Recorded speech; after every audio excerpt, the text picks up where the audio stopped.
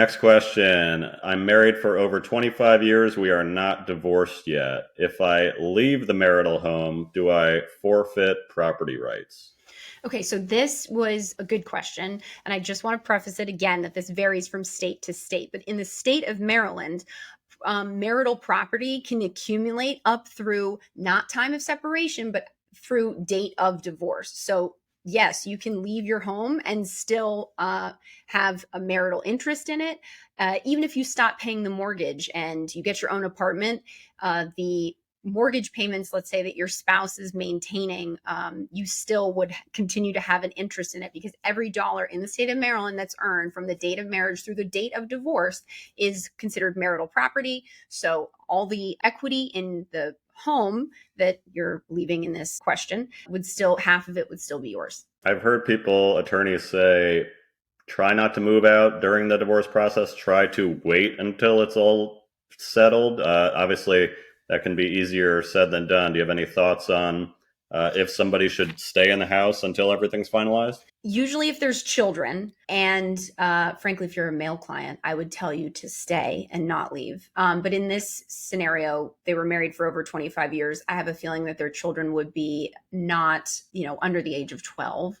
But with respect to staying in the house, absent an agreement, it's better to try to resolve it by everyone staying together so that the pressure is on to try and resolve it in the best interest of the children. You mentioned for men in that situation. Can you expand on that? Yes. I typically tell my male clients that when, if their wife's telling them to get out and there's minor children, to not leave the home until they have an agreement about when they're going to see their children. And that's, again, because you want to keep the pressure on to be able to ultimately reach an agreement. Because if a husband leaves or a father leaves, there's no without a court order or without an agreement, there's no telling when they're going to see their children again. So I would advise them to stay until an agreement is reached, at least on custody issues. If you're married and you've got property issues, you can deal with that later. But I would advise not to leave until you have when and where am I going to see my children and for how long before you exit the marital residence. And can you get an agreement like that in writing before your divorce is finalized? Yes, absolutely. So you can always, even before you file for divorce, you can reach agreements.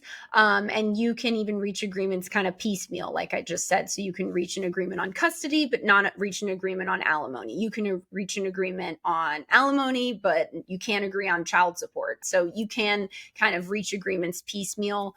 And then usually the pieces kind of fall into place, especially like with the help of a mediator. But yes, you can kind of reach agreements that way. But do it with a lawyer. Ideally, yes. Ideally, yes. Right. But it's not the worst thing in the world if you reach an agreement without one and you want it changed later. But yes, everyone should always have a lawyer. That should be step number one across the board.